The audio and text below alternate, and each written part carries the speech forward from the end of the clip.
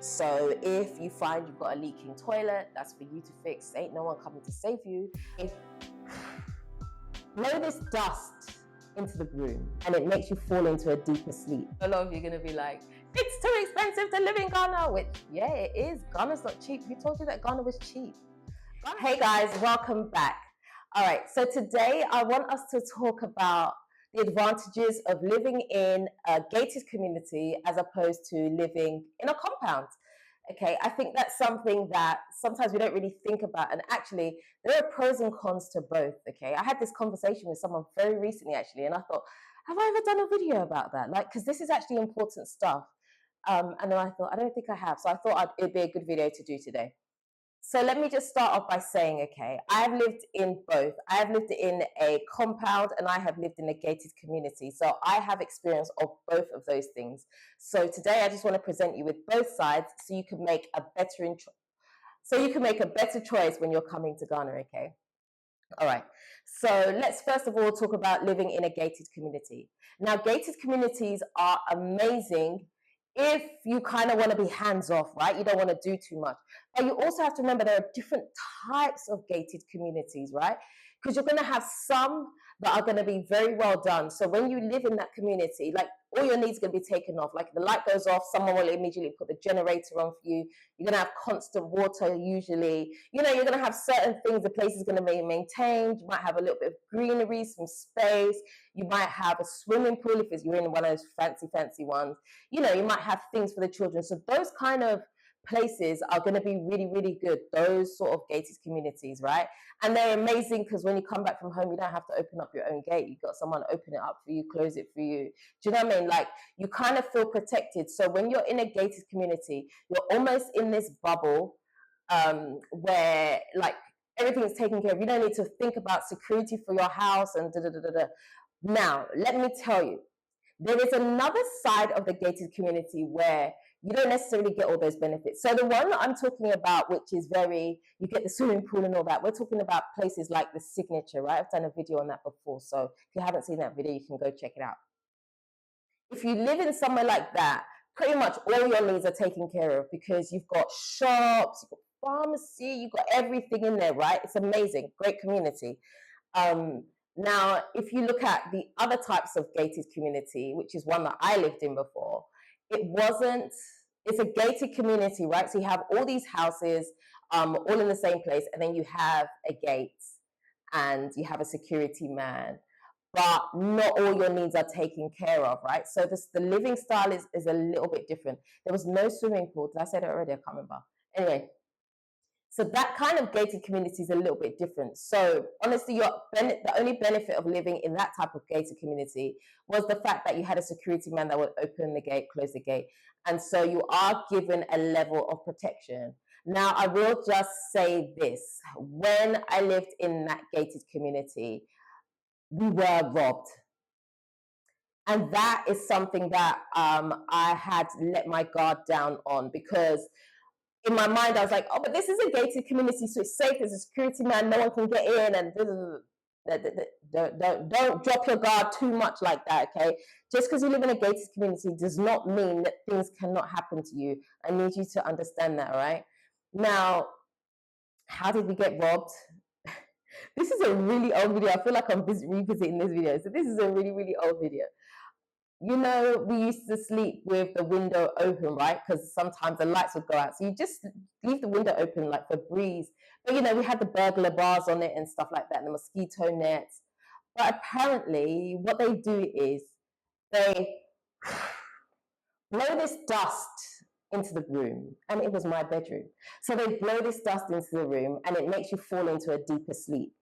And then they can break in and do whatever they want to do. And that is exactly what happened. I remember I was pregnant at the time, like, oh my gosh. Anyway, if you don't know about that video, that's one of my very early videos. I don't know. I might link it to this one. We'll see. We'll see how it goes. But yeah, so then we were robbed because of it. And that really shook me because I did not expect that to happen in a gated community where there's a security man at the gate and they patrol the area at nighttime. But one of the reasons that possibly it happened was because the gated community that I was living at the time had there was still some construction going on, so there were, you know, construction workers around, and maybe the site wasn't fully secure. So even though the security guard was going around, there was still a robbery still happened, right? And it didn't just happen to me; it happened to a couple of other houses too. You know, they had even attempted to take the car. Anyway, I'm not going into that video. Woo! Anyway, yeah. So you know, you still have to be careful of those types of ones.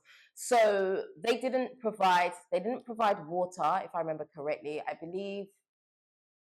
Let me try and think. We're going back years now, so I'm trying to think. And I had baby brains, so um, was there a main central borehole system?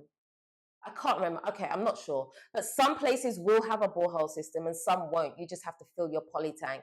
Once your poly tank is done, you need to refill it. So those ones are a bit more hands off. If the lights went off, the light is off. You have to have your own system. They weren't providing generators. They weren't providing like blankets, power for everybody. So that was a different type of gated community. So you need to be aware of the type of gated community that you want. You know, a lot of us, if we have a choice, we're going to say that we want the ones that are all fancy and, you know, you get all your needs taken care of. But those come with a charge. They come with something called service charge. Now, your service charge can range from different amounts. I've heard people from $50 to maybe $500 a month, right? It just depends on what you want. And so obviously, if you're paying for something where you're getting all these other amenities, you know your service charge is going to be higher because they have to maintain the place, they have to maintain the grounds so that you have what it is that you decided to buy into, right? Now, if you have one of the other ones where your service charge is $50, because I know some of you don't like service charge. Ooh. Well, none of us like service charge, but the higher the service charge is, the more people complain that why does it have to be that high? It's to maintain the ground and to make sure that you get what you like. Okay. So those are some of the benefits, the upsides and the downsides of living in either the gated or the not gated. Okay. Now I would say that the downside of living in a gated community is that you don't have full privacy all the time. Okay, so you might be in an apartment, you might not want to be in an apartment. There are gated communities that have houses, but again, you don't really have full control over your privacy, right? So usually in gated communities, you have the low rise walls, and so your neighbor can see you. You don't have as much space maybe for in your own little compound that you have for your children to ride around on their bicycles and things like that. So you're a little bit more limited with space, and it's if you're one of these people that likes to be private and you don't necessarily want to see people, you're going to have to probably make friends with your neighbors because that's how you live over there. For me, I'm just like, I'm reserved. I'm very reserved, so I don't really like talking to people all the time. Especially if I come home in a mood, I'm like, I'm not switched on right now, I'm off, so I don't feel like talking. But yeah, anyway, you're going to have certain restrictions in being in a gated community. Now, being in a compound, we also have that side. Okay, so I've also lived in a self compound. What I mean by self compound is it's your house, it's walled, no one can come in, no one can go out. It's like it's your space, right? So typically with those ones, you have a little bit more land space around you. So if you have kids or you want to have lots of space, you want to have a swimming pool, you can do whatever you want when you have your land in your building, or you've bought a house like that. You can pretty much do with whatever you want with the air, with the space, right? So you've got a bit more flexibility when it comes to that. You have a lot more privacy as well. You go in your compound, you come out your compound. If you don't want to know your neighbors, you don't necessarily even need to know your neighbors. That's completely up to you. Obviously, if you don't have house help and you get home, you have to open the gate yourself. You get down from the car, you open your gate, bring the car in, you go back, you close the gate. Like there's a little bit more work involved unless you have all these people that are going to help you out. And then there is obviously the maintenance issue, which I didn't touch on in the gated community. Now, when it comes to maintenance issues, you have to deal with everything that goes wrong yourself. So if you find you've got a leaking toilet, that's for you to fix. Ain't no one coming to save you. If anything goes wrong, you've got a problem with your septic tank, you got, I don't know, leaking windows, that's on you. I mean, whether that even goes for if you're just renting. It's on you. You're renting. You've rented for a year or 2 years or whatever it is you've rented for. That is on you to sort out. So that's something about living in a compound which, like I say, it does have its benefits. But I mean, for me personally, I prefer to live in a self compound. Is that what you call it? A self compound? Anyway, I prefer to live in a compound just because I feel like there's a little bit more flexibility there for me. Um, and if I want someone to open the gate for me, I'll just hire some staff, or maybe I won't. That's a story. That's a different story. Maybe we'll touch on that one another day.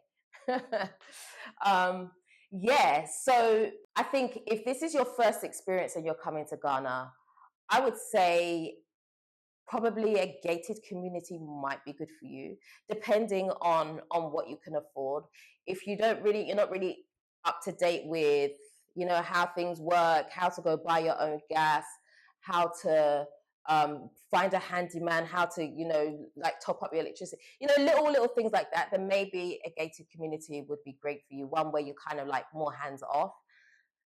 If you're a little bit braver, then definitely I'd say get yourself something that's in a self compound, because like I said, you'll have more flexibility. You can do what you want, more space. You have your visitors come in. You can weekends. You can have your parties. You're not really going to disturb anyone too much.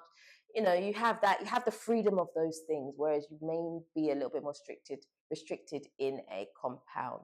That's for apartment compounds. If it's a compound where it's a house, you don't have as many restrictions, but it's just a different type of living. I just think it's something that you should think about, because often there are benefits and there are not benefits. So I remember speaking to someone and she was like, I'm only going to ever live in a gated community because I want to make sure that my electricity is always on.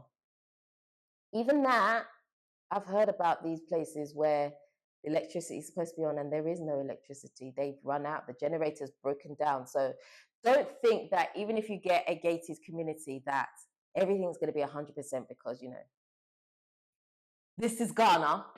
So anything can happen. So I think just have your wits about you when it comes to stuff like that, nothing is ever going to be a perfect situation here. It just isn't. It's just about what you can stomach. But I would say during my time of being in Ghana, there has definitely been a level up when it comes to some of these gated communities.